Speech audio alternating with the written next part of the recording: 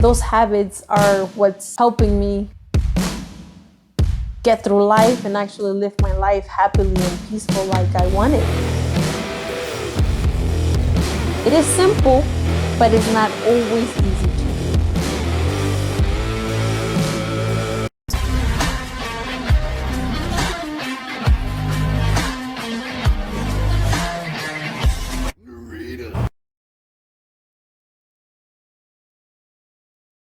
So there's this really cute story that Taz told me about one of his students in class. One of the kids said, "Practice makes perfect." And then he asked, Does it really make perfect? Another student said, "No, practice makes permanent." Damn, right? That's like wisdom from an 8-year-old. So I'm glad he shared that, because the practice that we do constantly does become permanent, regardless if it's perfect or not. And that eventually leads to habits. If we don't learn how to develop good habits in the beginning, then those habits are gonna stick. One thing that I'm working on, because look, it's the work, everything that I do is the work in progress, but it's just keeping track of my progress, right? Because I have built some habits and I have broken some habits. And the habits that I've broken is just freaking out and learning to stay calm.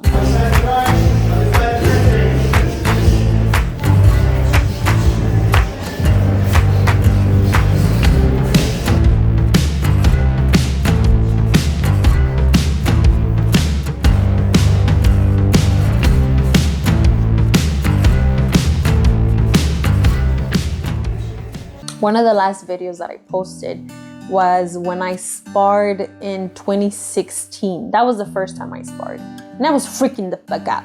Like, I was clueless of what I was doing and I just wanted to knock his head out. And years later, I still want to knock his head out, but it ain't the same. Like, my freakouts are not as crazy as they were before. And that's because I've learned to stay calm. I learned to build my good repetitions in the gym. And for so long, I was just doing them in the gym. So you can imagine outside of the gym, if I would freak out at the gym, and that was me learning and actually building the good habits and good repetitions, can you imagine me outside the gym? Yeah. So, so over time, I learned to stay calm because I had to. Like, if I didn't stay calm, I would freak out and I just didn't think clearly and I would just not know what to do and get super emotional.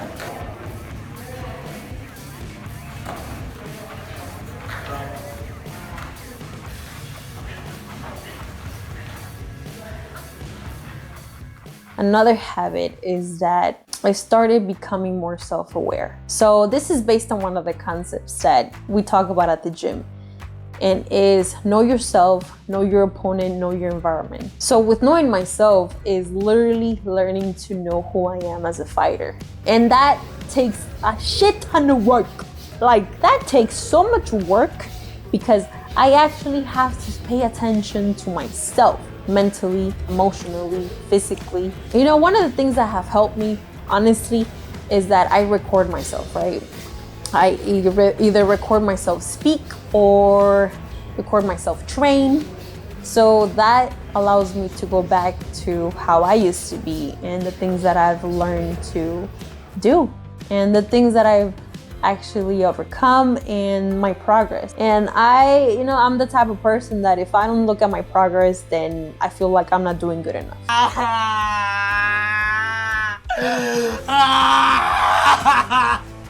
Unfortunately, yeah. But that's where I'm getting better at actually seeing the good things that I've done. And those are the things that I need to look at, right? And obviously, work on the things that I need to improve on. And even when I slip up or I get hit, that's me slipping up. But in reality, I have a support system that calls me out on the things that I need to improve on and work on and change my habits, you know. That one's intense though, that one's intense. The other one is getting to know your opponent. Growing up, I was pretty naive. Like, it's been a constant battle of being able to stay my ground and building my good foundation.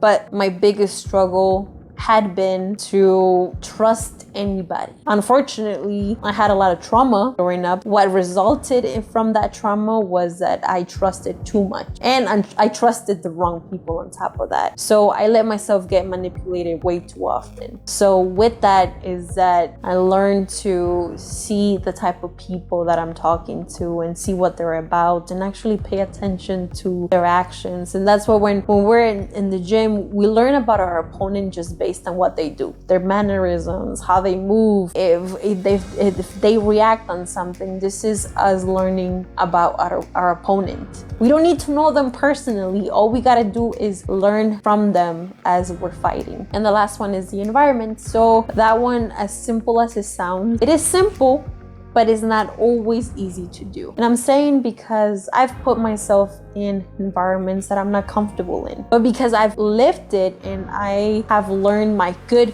fair share of lessons on what type of environment I like and what I don't like. Like, for people that know me in my Patreon, they see how much of an introvert I am and the type of environment that I like to be in. And I've shared it here on YouTube about the people that I like to surround myself with and the environment. And it's pretty simple, but over the years, I struggled sticking to that, right? And now I'm at the point in my life that is like, okay, all right, I already messed up a lot. I messed up way too much, and I put myself in situations that I'm not happy about. But here I am, and I'm still sticking to my guns and continuing to live by my word. So knowing my environment is very important to me, especially when I'm surrounded by good people and good energies. I've learned to develop these habits so that I can continue to grow as a person. I had to take a lot of trial and error, don't get me wrong. Like, I had to mess up a lot for me to get here, but those habits are what's helping me get through life and actually live my life happily and peaceful like I want it.